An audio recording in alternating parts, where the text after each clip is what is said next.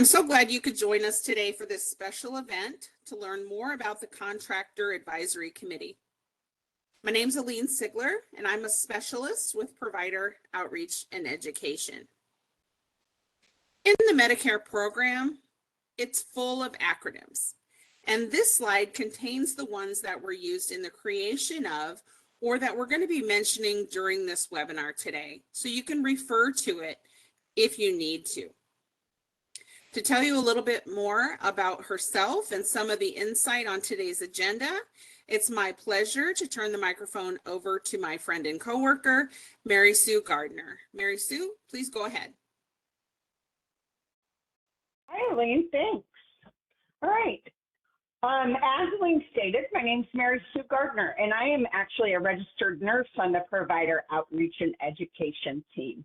I also sit on the CAC meeting. So those of you that are current CAC members may recognize my voice, as well as Dr. Vlahakis' voice and Rich's voice today.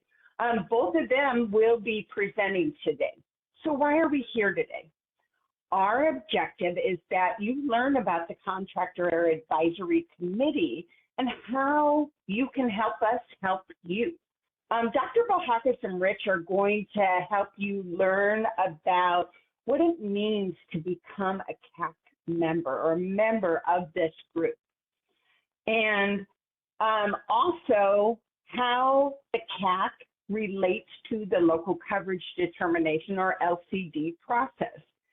They're going to achieve this objective today by further explaining not only what the CAC is and how to become a member, but also how this committee, again, impacts the LCD process. And further, they're going to explain the multi-CAC committee and different types of meetings that are involved. So we have a lot of information packed into this webinar for you today. So at this time, I'm going to turn things over to Dr. Vlahakis. Dr. Vlahakis, go ahead. Thanks, Mary. And we can move on to the next slide, I think.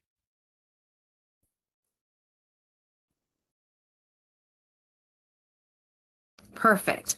So it's your fault that we're having this opportunity to talk to you about the Contractor Advisory Committee. We've had just a lot of really excellent questions. Actually, these came during other webinars, so it is really important. This session is a direct result of the feedback we get from you.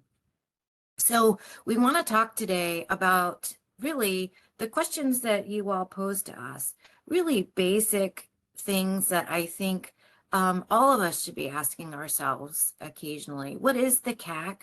How do you become a member of the Contractor Advisory Committee? Is there a lot to learn or to do? How does the CAC relate to the local coverage determination process or policy writing? What are the types of Contractor Advisory Committee meetings? What's a multi-MAC LCD and a multi-MAC CAC? That wasn't really something that any of us learned. It's sort of been in there in the mix, and maybe we've not had a chance to really examine it and think about that. And then probably the most important thing we'll do today is give you all some resources to keep and to share. And let's keep talking about this at the next slide.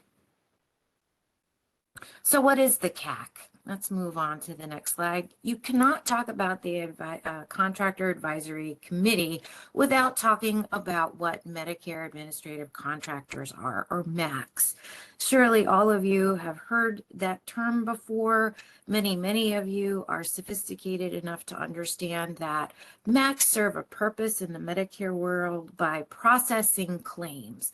And as a result of this processing, are also able to interact with providers and other members within our jurisdictions.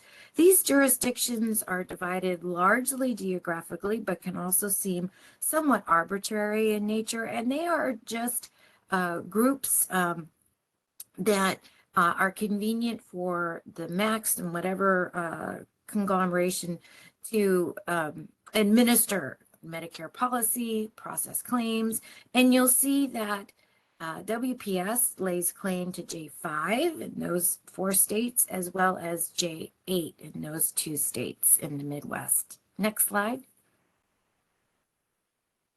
So what is a Contractor Advisory Committee? It is simply a group composed of medical professionals and other experts within our Medicare jurisdictions. They provide guidance, feedback, recommendations to WPS on our proposed policies and other healthcare related topics.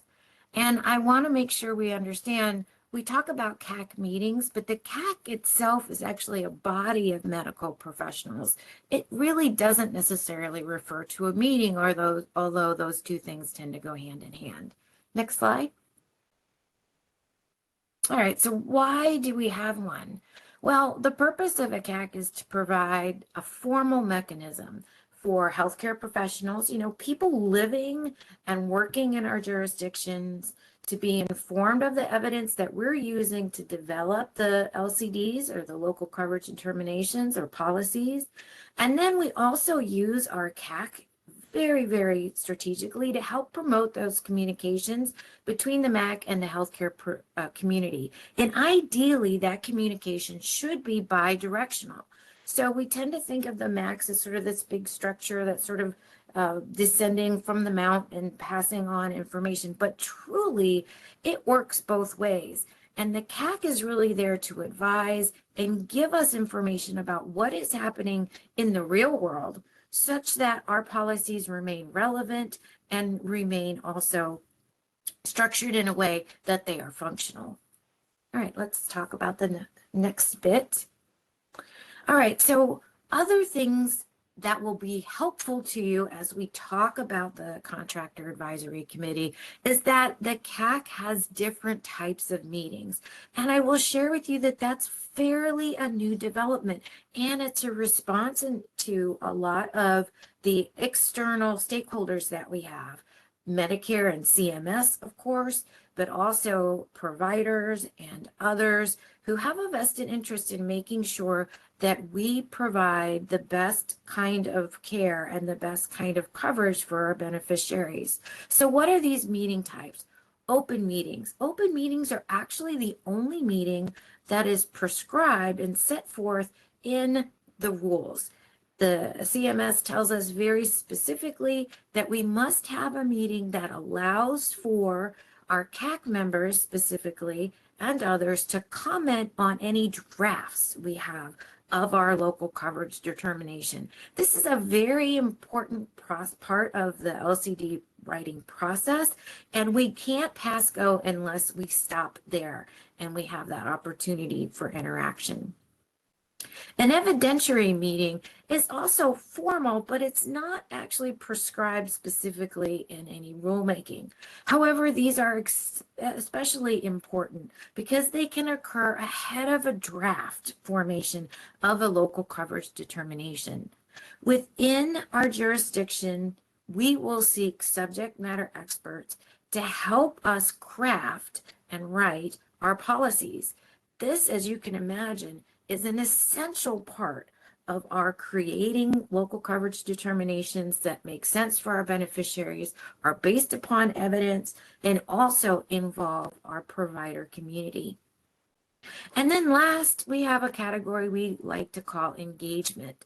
And just between you and me, this is actually my favorite category of meeting because this is really everything else. Anything else we do with our CAC goes into this bucket of engagement. And that means that we really are able to do a lot of meaningful communication. And I'll talk a little bit about how this might form up. All of this, though, goes into impacting our local coverage determination process and how a MAC behaves. The recommendations of the CAC through those 3 different types of meetings really influence the final decisions made by WPS regarding coverage policies. And that's what makes it essential and relevant for the folks on this call. Well, let's talk more. So public participation, and I alluded to this earlier, is really important in our Contractor Advisory Committee, but it's really divided up into the certain portions of designated meetings. So public participation is primarily for committee members. That means that some of our committee are not necessarily providers or other external stakeholders or representative of medical societies. They are informed Medicare beneficiaries who want to understand the process and can have an impact in our policy writing. They often ask excellent questions, and they really are there to hold us to task to make sure we always remember whom we're serving. Next slide. So who are the members of the CAC? Well, I think we all think of physicians and other healthcare professionals with relevant expertise first. And remember that physicians, are one part of the team, but there is always openings for our non-physician providers. And I'd love to see more representation from our mid-levels or physician assistants and nurse practitioners. I mentioned our beneficiary representatives, and those are extremely important in the process. And then we really love it if we have representatives. That really helps us stay informed. And these are our conduits to other external stakeholders, subject matter experts, and other folks that are really essential for us doing hopefully a good job at what we're doing. And next slide, all right. So who would be an ideal candidate for our Contractor Advisory Committee? Well, we love it when we have folks who are engaged within their community. And I will share with you that typically anyone who volunteers for a CAC, they are at a certain level of engagement to even understand what the Contractor Advisory Committee is and its importance. So typically, if we have someone knocking on our door interested in it, they almost always engaged. We like to make sure, of course, that they're not burdened by financial conflicts or they have a certain vested interest in promoting industry or trade devices. And obviously, we want a broad range of experience and knowledge. Lots of times we think of that in terms of specialty, but I want to put out to you that especially in our Midwest categories, practice type or practice environment is really important. We have a large breadth of practices in our service area. For example, we have a big rural community. In fact, several large rural communities within our jurisdiction. We also have mega academic centers. We have folks who practice privately and folks who practice in public spaces. They are divided up further by even their lived experience and their interests. So for example, we've had folks that are especially interested in our geriatric population and things like dementia care. That isn't necessarily something that comes up with a specialty unless you're a geriatrician, but some of our internists and family practitioners are able to give voice to some of those concerns and impact some of our policymaking. Next slide. All right, and actually, I think I'm passing this torch on to my colleague, Rich Staley. Thank you, Dr. Vlahakis. Yes, my name is Rich Staley. I am the Policy Administrative Assistant, and in that role, it falls to me to be the custodian of our CAC records, and I'm the one who does a lot of the legwork and recruiting and vetting CAC members. And so it's appropriate for me to talk about this slide as who is eligible to serve on the CAC. Generally, physician volunteers. They're board certified in the state that they represent.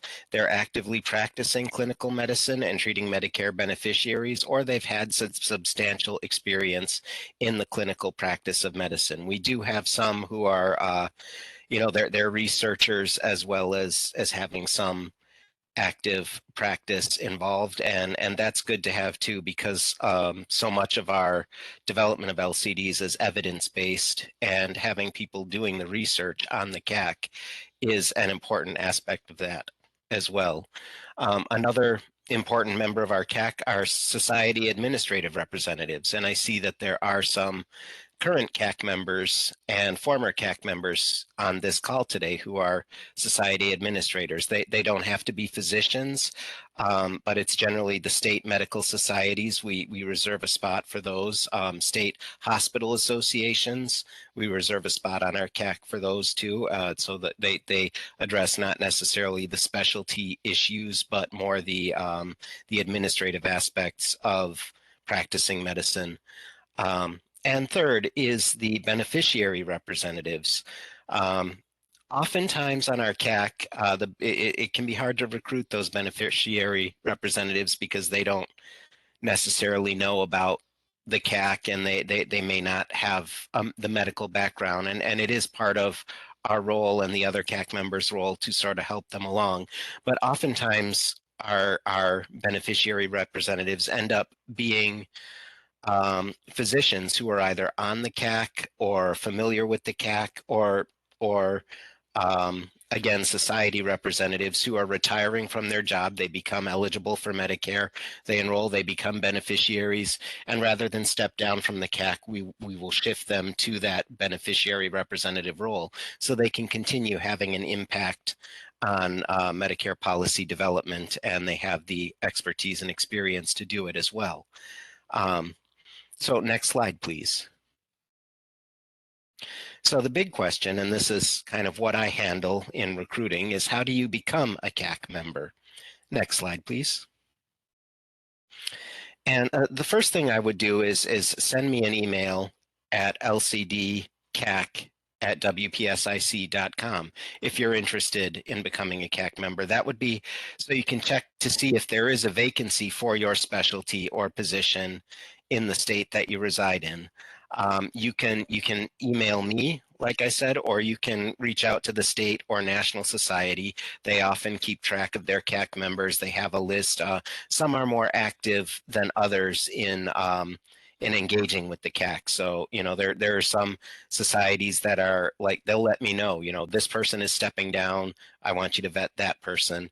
Others, you know, I will, in my recruitment calls, I will reach out and they won't be super familiar with the CAC. So it really depends, but I would reach out to your society and see if they have someone already serving on the CAC, or reach out to me and say, hey, is there a vacancy in the state of Nebraska for cardiology? I'm very interested in becoming a CAC member, something like that. We do request that if you are volunteering directly to WPS, that you obtain a letter of endorsement or a nomination from your state or specialty society. Again, one of the primary things we like about our CAC members is that they're engaged with their communities. And since one of our bifold roles, in addition to developing LCDs, is to promote communication between WPS and the Medicare community in our jurisdictions, we like those members who are actively engaged with their communities. So yes, that letter of nomination or that letter of endorsement from a medical society does go a long way in initiating the vetting process. Next slide, please. So more about becoming a CAC member. Submit that nomination, contact information, and we do also request curriculum vitae if you're a provider. Submit that to LCDCAC@WPSIC.com. Now, we do waive that CV requirement if you're a beneficiary or if you're a society administrator, because mostly what we need that CV for is to see that you're qualified, that you're actively engaged in treating Medicare beneficiaries. Alternately, if you don't volunteer directly, society heads, we like it when the society heads actively promote and nominate members to serve. They may nominate you directly. They may go seek out people within the society and say, hey, we've got a vacancy for this state. We really need our society represented on the CAC. Who would like to do that? Now, as the policy administrative assistant, I will reach out to those nominees.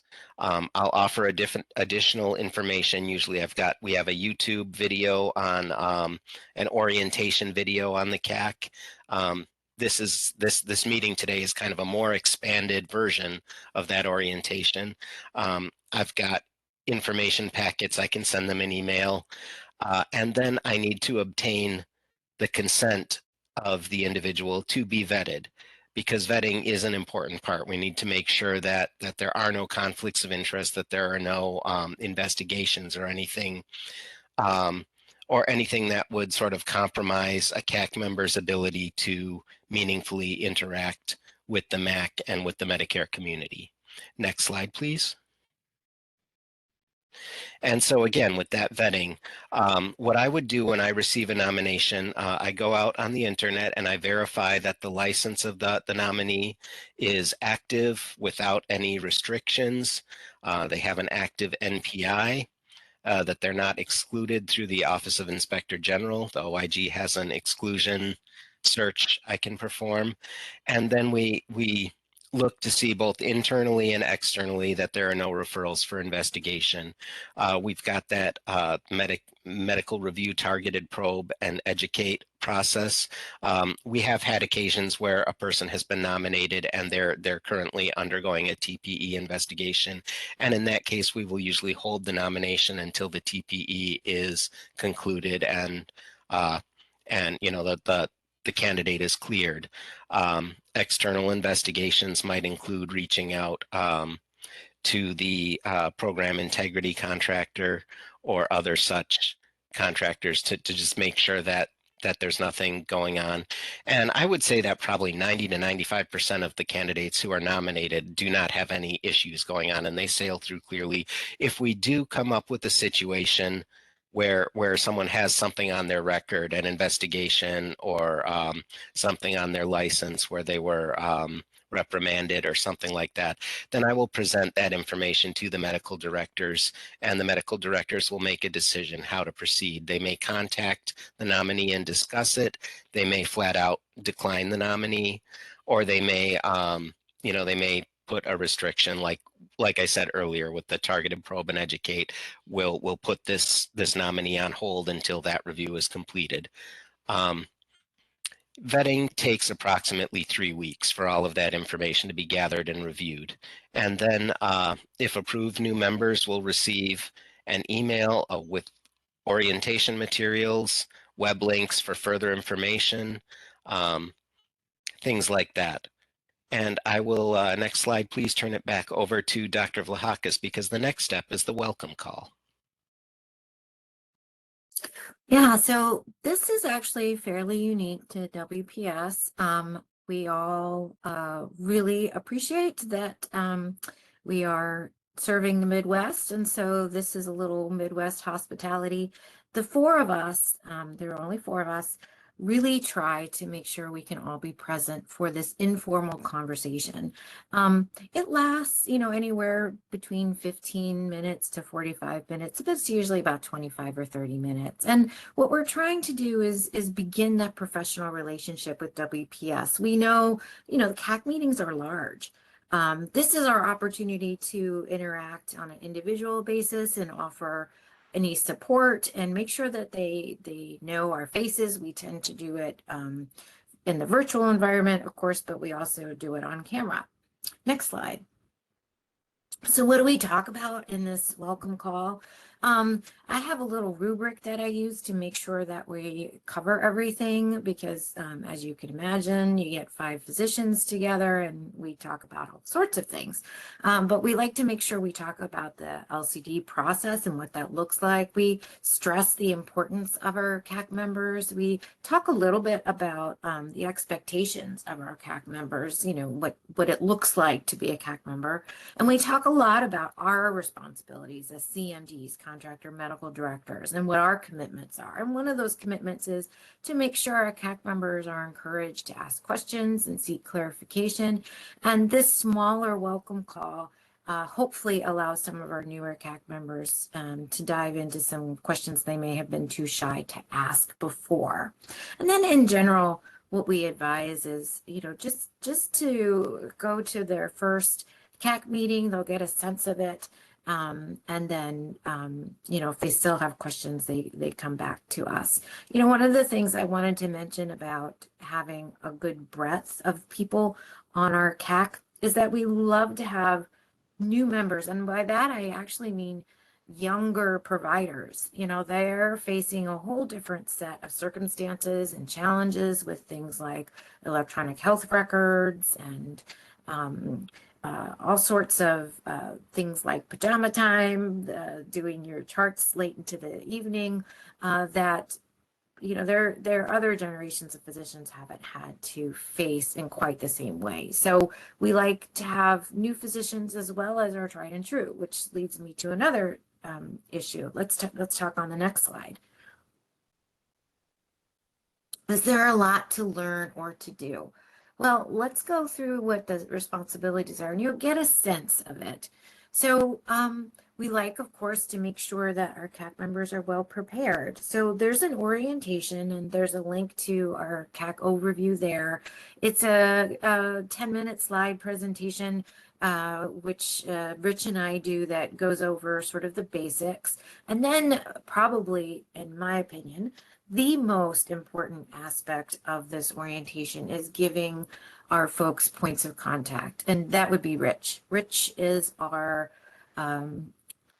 guru. He is our wizard. He understands how things work, and he can always make sure that our CAC members get to the right person to answer their questions or support them in something they think is important. Next slide. All right, so how much time and commitment are required? This is really important, right? Because people want to know. Well, we typically have our engagement meetings, and I'll remind you, that's the bucket that we called sort of everything else. Those are held in February, June, and October. And those really, we try to address issues that are coming up in our jurisdiction. Our CAC members are essential at letting us know what those are. We have our open meetings, and those are often companions to our engagement meetings. We sort of have the yin and yang there.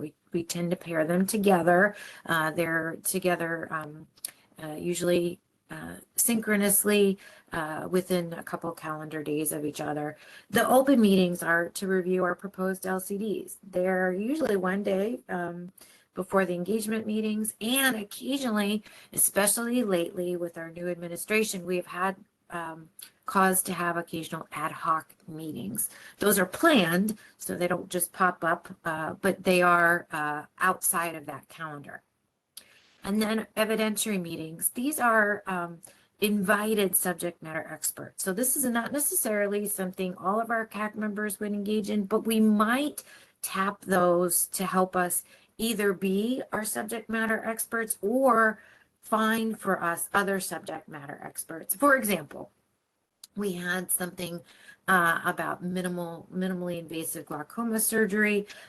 We had CAC members who were, ophthalmologists, but they were able to point us in the direction of super specialists within their specialty to comment on that particular subject. The meetings aren't long. They're typically 1 or 2 hours. If they're on the longer side, it's generally, we know that ahead of time, either because we have a larger than number usual of proposed LCDs, or it's simply because the subject matter is so important or impactful that we spend a little extra time on it. And then I can't stress enough the flow of information, the back and forth between the contractor medical directors and the CAC. So for example, one of our CAC members mentioned a real concern, and this was a legitimate concern, that he was noticing his Medicare patients as a specialist weren't able to establish easily with a primary care provider. And so we did a really in-depth investigation of this, not only for his area in Omaha, Nebraska, but for our jurisdiction and then nationally. And then we identified trends within that static information, and we also identified ways in which collaboratively we might be able to impact that physician shortage, and it's really not a shortage issue, it's a distribution issue. What could we do to enhance that for our beneficiaries? So it wouldn't be so hard to find a primary care provider when one reaches 65. Next slide. And I think I pass this on to Rich. Yes, thank you again, Dr. Vlahakis. So the WPS process for CAC membership, I talked a little bit earlier about vetting, and moving forward, this is what I do kind of in the background to maintain our CAC records, maintain attendance records, things like that, recruiting. I will, over the course of the year, I will note vacancies in on the CAC. You know, we allow a primary and an alternate for each specialty for each state. And I will take note of vacancies, and I will seek nominations out from state or national medical societies. And this I do on an ongoing basis over the course of the year. One of my primary things, I will go out to the websites for the state and national medical societies, and I will go into the Contact Us section and then send a recruitment letter. Now, I have a feeling I don't have a lot of success doing that because I think a lot of my letters are looked at as spam and they're probably just disregarded. So it works a lot better if I actually have a human contact within each society that I can reach out to. I do maintain a list of society contacts. If you and I have not been in touch and you are a society administrator and you would like a way to nominate people to the CAC, just send me your emails. Let me know what society you represent and say, hey, I can be your contact for the American Society of Hematology, et cetera, something like that. I do maintain a list of society contacts, and I much prefer reaching out to human beings than going through the Contact Us section. So again, my email is lcdcac@wpsic.com. And if you are someone who would like me to reach out to you for recruiting purposes, I track my recruitment activity so I don't flood you with monthly emails trying to recruit. I'll send maybe 1 or 2 a year. And then I also will reach out to societies as people retire or step down, or sometimes the societies will reach out to me and say, Dr. X has moved out of the state of Iowa. He's now practicing in Florida, so we need to replace him. Next slide, please. So I also, in addition to recruiting and reaching out, I kind of review attendance records. I look and see who's participating, who isn't. At the end of the year, and this is coming up, I'm going to be doing this generally. I do it between December and February. I look at attendance over the prior 4-year period, and we don't really have a term limit. We've experimented with that in the past. I've been doing this since 2014, and it didn't seem to serve us well to have term limits. If there are people who are excited to be CAC members and they continue to attend our meetings and provide valuable input, we are going to let them stay on. But I do look at that attendance record, and if there's someone who's not really participating in the CAC and not really attending our meetings, then I may reach out to them and say, hey, is this still a good fit for you? I'll reach out to their society heads. Is this a good fit? Essentially, is there anything we can do to get you to attend more? Because again, one of my primary purposes here is to make sure that we are able to promote communication between WPS and the Medicare community. And if we have someone who's on the CAC and it looks good on their resume, but they're not attending any meetings, then we want someone who's going to be a more vocal advocate for your society and for your specialties and for Medicare beneficiaries. And so we will send out these letters. And if I don't get a response from those letters, sometimes that means we will end up terming that member for non-participation. But generally, I don't like to term people. There's a lot of times where there's a specific specialty that has rare LCDs that come up, and they do read our records, they read our notes. They may not call in all the time or as frequently, but they are still interested and they are still sharing information with their societies. So I do any kind of communication and back and forth, and I will generally allow them to remain on the CAC. But if it does turn out that it's not the best fit, then they can either nominate a colleague or put me in touch with the society, and I can get a new CAC member. Next slide, please. Okay, and I will hand this back to Dr. Vlahakis, and she will talk about these 3 buckets that you see here on the screen. Thanks, Rich. So we talked a little bit about the types of CAC meetings. I'm going to dive a little deeper here. The 3, just to remind everyone, there are evidentiary meetings, open public meetings, and everything else are engagement meetings. Next slide. All right, so our open public meetings, as I mentioned, is the only type that's actually required by the LCD process. And it allows the public to submit information for consideration in the LCD development. It's usually separated by a day from our routine engagement meeting. And it holds a special place in our hearts. It's where we have some reverence for these kinds of meetings because they are so key to the process. Next slide. All right, so the reason that we have these open meetings is because the advice rendered by the CAC is most useful when it results from a process of full scientific inquiry and thoughtful discussion. And of course, we're trying to marry real-world experience with the evidence. And this also gives us a chance to relay to the medical community where evidence may be a little bit small or short from the level that we need in order to change policy or draft policy. We want the CAC to be able to supplement the MAC's internal expertise.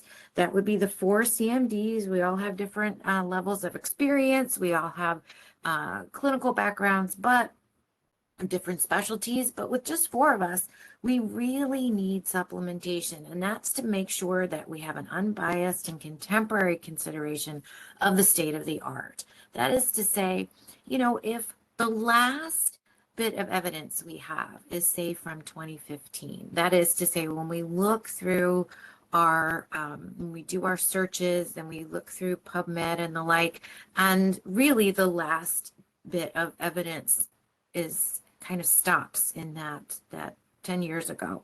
What our CAC can do for us is explain, well, that is actually standard of care now. When the research was done in 2015, it was so definitive, there would be no reason to continue to ask for scientific inquiry on that practice. Those are the kinds of things that our CAC really brings in terms of value.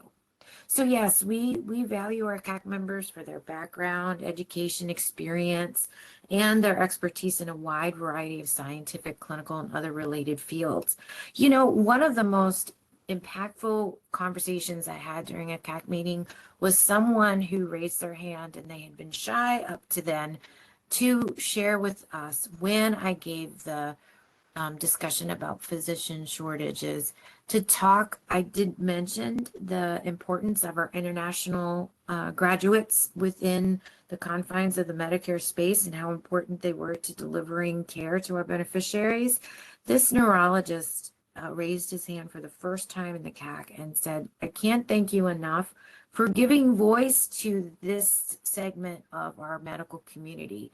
They tend to be quieter, but here he was on the CAC raising his hand and saying, yes, we count, we want to be part of the process. And that's just one example of how having a breadth of experience on the CAC is so impactful on our policy writing. Next slide, please. All right, so how does the CAC relate to the LCD process? Let's dive a little bit into this because I think it's kind of fun. So we want to make sure that what we're saying in these policies is based on sound medical evidence and clinical practice. And I mentioned to you the example of perhaps not really knowing not understanding why the evidence stops at a certain year. We also really want to promote the transparency. It is important for us not only to appear transparent, but to be transparent. We want this decision-making process to be open, to involve experts, and for people to feel that they have had a hand in forming our policy development. And then above all, we want this to improve the healthcare quality that we're all able to deliver.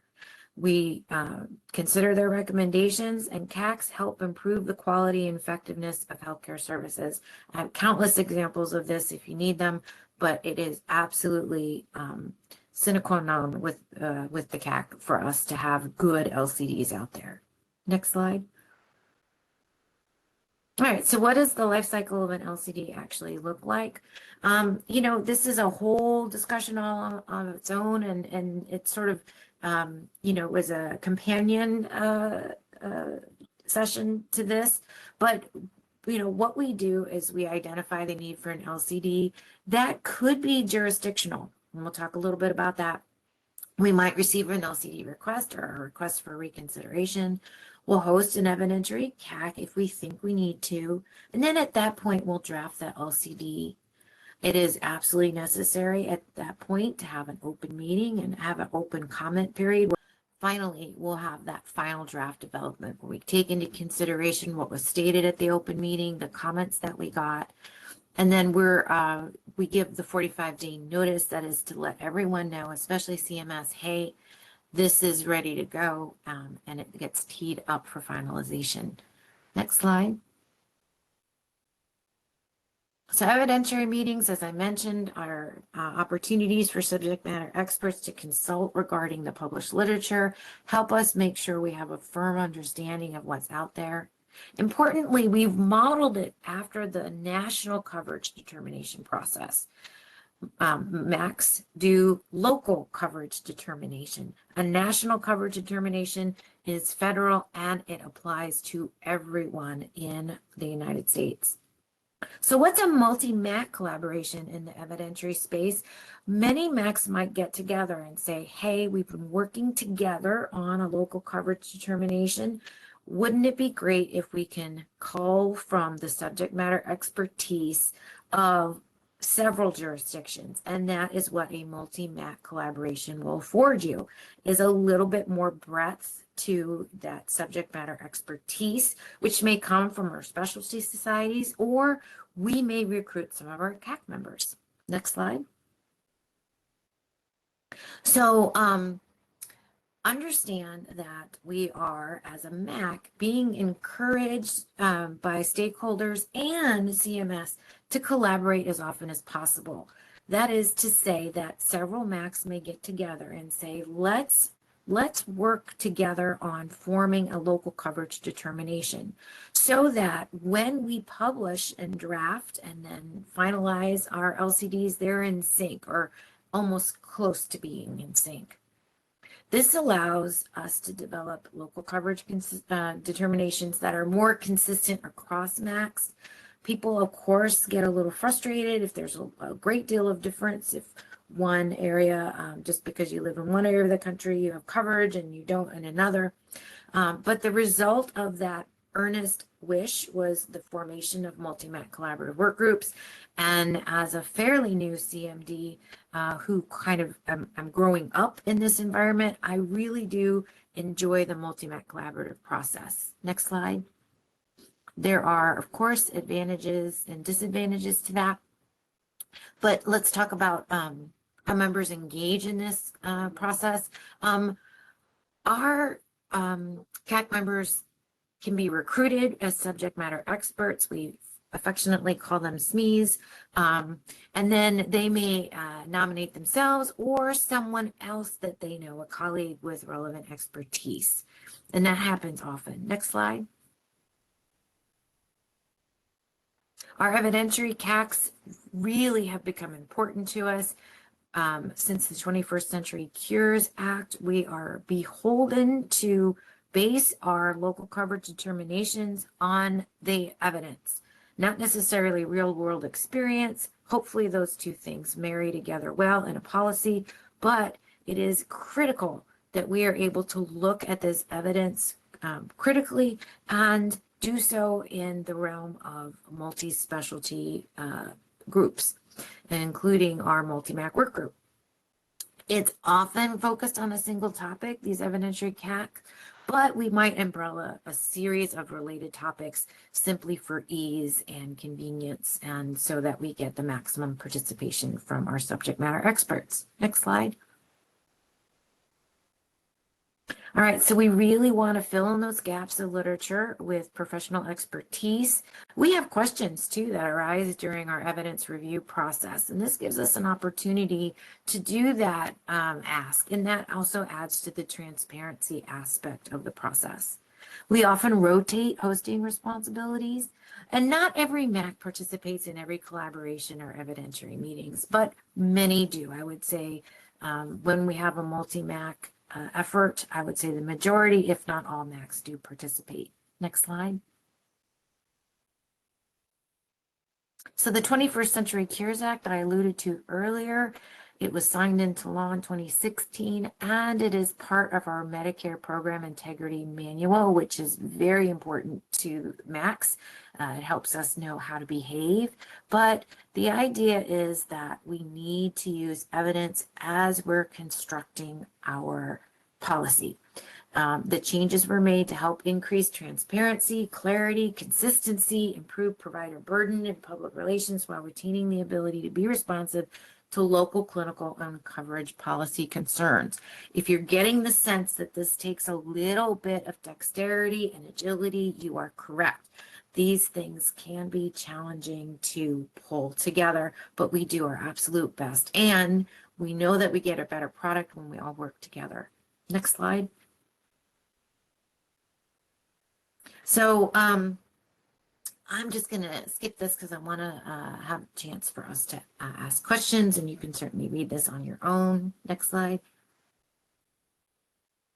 All right, so I think we might have identified and talked about this, but yes, I think importantly, when we have these meetings, not only are these open to the public and CAC members and stakeholders in a listening only capacity so that they know what's going on, but people and providers can submit key questions and clinical literature before the meeting. So that helps us direct our questions, review, and they can help us further improve our clinical literature review.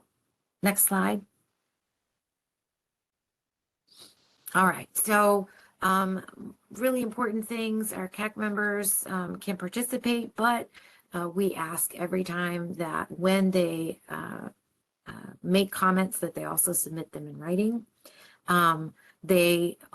Folks that help us out with this, a lot of people don't realize that that literature that they might cite can't just be a citation. It actually has to be submitted in PDF form simply because we are not permitted to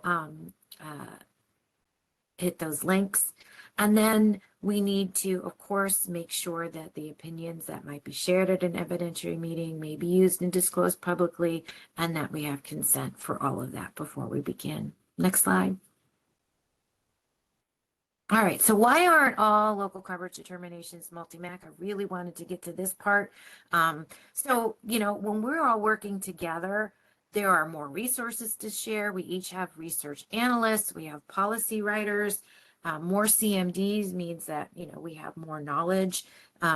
We are able to call more subject matter expertise. And of course, there's the division of labor. One of the multi-MAC LCDs I worked on is 92 pages. That would be nigh impossible to do without a multi-MAC effort. So those are definitely advantages. Next slide. Why aren't they all this way? Well, scheduling, you know, especially lately trying to schedule ad hoc meetings in between our typical meetings, it can be very challenging. We're dealing with very busy specialists, very busy subject matter experts, very busy contractor medical directors, and very busy society members. So putting this all together can be challenging, just ask Rich. The process is more involved. As I mentioned, 92 pages. It's been about a 2-year venture, so it's slower. Because we all have to put our LCD out there, we have more comments to respond to. There's a large amount of editing and tracking changes. And then what happens if WPS has had a multi-MAC LCD and we've put it out there, and then we receive a reconsideration request? What do we do with that? How do we make sure that all the MACs might have the benefit of that reconsideration request? Next slide. Yeah, so we talked about engagement meetings.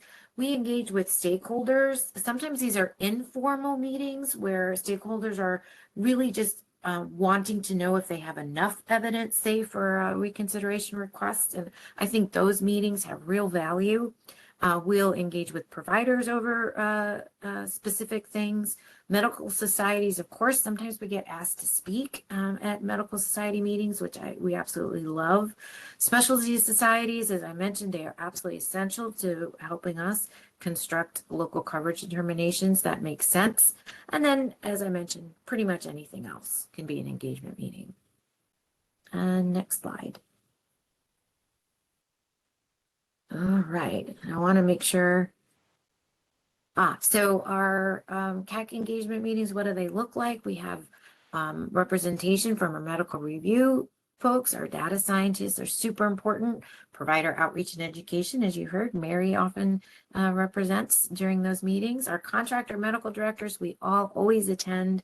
And then we have presentations. I mentioned the primary care physician workforce shortage that we looked into. And then boy, did we have a great discussion about that. And honestly, that discussion is ongoing with individual CAC members who reach out to me about their particular interests and their experience providing care to our beneficiaries in the real world. Next slide. Okay, and I want to mention, you know, a lot of folks get a little frustrated with why do we need both locally? Simply just all get along and agree to everything. Well, you know what?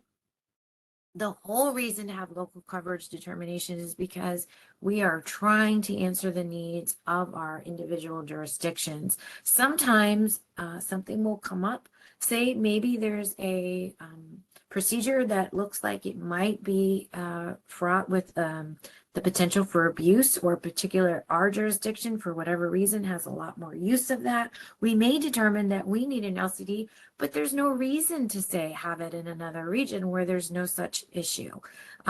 We also, you know, try to write to our individual jurisdiction needs, and that can be tricky when we're trying to also balance the evidence, but we really do try. And then I mentioned the multi-MAC collaborations. I enjoy them, but you know, they do take longer, and they can be fraught with peril as we're all trying to edit the same document. But when we get it right, I think we get it really right. Next slide. All right, and I wanted to mention some practical aspects of the Contractor Advisory Committee and Medicare. Again, just wanted to address some of the pain points that we hear.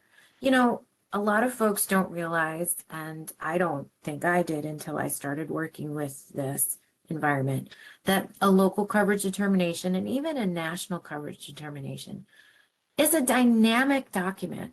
The system is not a closed one. It is supposed to be not only transparent, but open. It should be a porous membrane between us and everyone else, meaning that, you know, if you are a stakeholder and you think that there might be reason for a new LCD or even a reconsideration of a current LCD, and you're not sure, those informal meeting requests are really helpful. Sometimes they even just give us, as contractor medical directors, a heads up that a reconsideration is coming, or we might be able to direct you in terms of, hey, there's enough evidence here, submit it, or no, not quite, here's what we would need, and you know, in addition. So that's helpful. I think also to understand the limitations of this system. You know, when it works great, and when it doesn't, it's really clunky. I understand, and did so even as a Medicare provider, that a lot of the work that we do in Medicare is based on the law of averages, meaning we want to have evidence that this works for most people most of the time. But evidence is great except for unique individuals or rare conditions. We don't always cover. But I want to remind everyone that for the majority of claims, that is like 99.9% of claims, they are covered and paid without an accompanying LCD. Let me say that again. Most claims are paid, even if we don't have a policy written specifically for that service. So most of the time, most of our beneficiaries get covered for most of the things that they need. But remember, the law of averages means there's always exceptions, and that's where a lot of the pain points come in. But that's also where, if we have a strong relationship with our providers and our contractor medical directors and our medical review team, we have the opportunity to make things better. Next slide. And I get to hand it over to Rich again. I can't thank you all enough for your attention, and please, please, please give us feedback. We really appreciate it. It helps us get better. Thank you. And I do want to respect everybody's time here and hopefully allow some time for questions. Just a reminder, the next few pages are direct links. You can't get to them through WebEx, but you can download if you go to www.wpsgha.com/training/live-events. Mary Sue has put that in the chat and talked about it at the beginning of the meeting as well. So just some of our Medicare, Medical and Specialty Society links. You can go to the next page.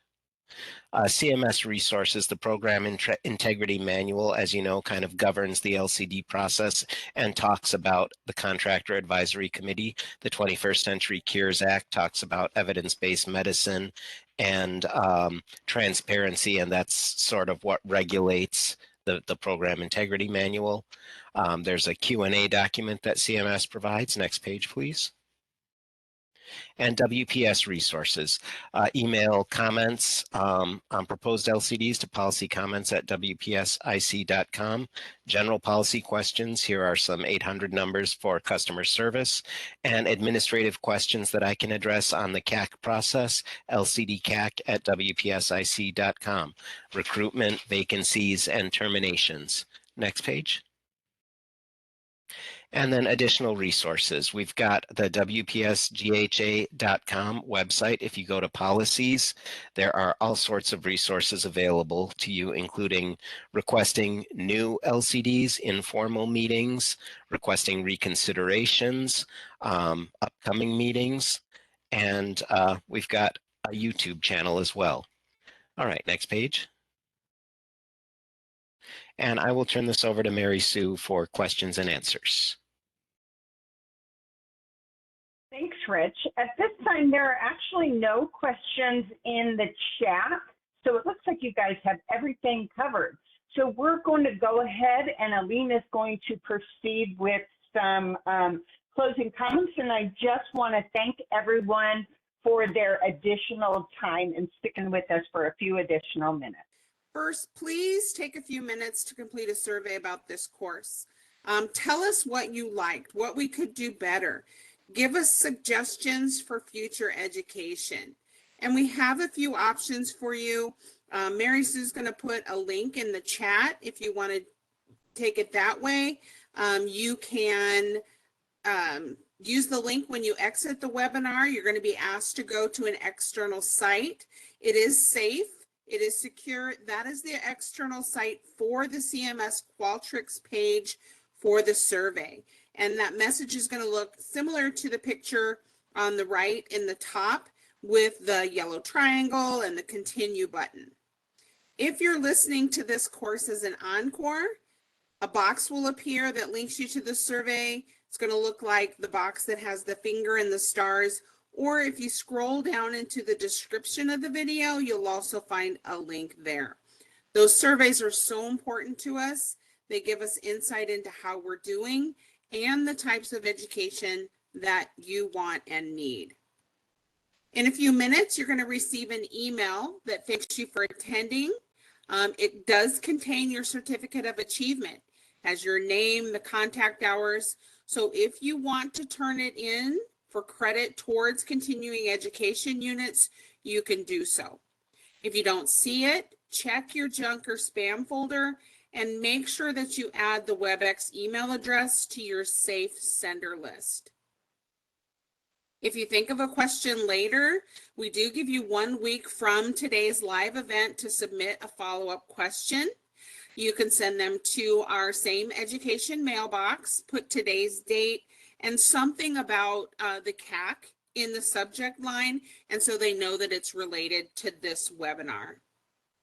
On behalf of myself, Mary Sue, Rich, Dr. Vlahakis, thank you so much for your participation. We hope to have you join us for future education, and we really look forward to your survey feedback. You may now disconnect.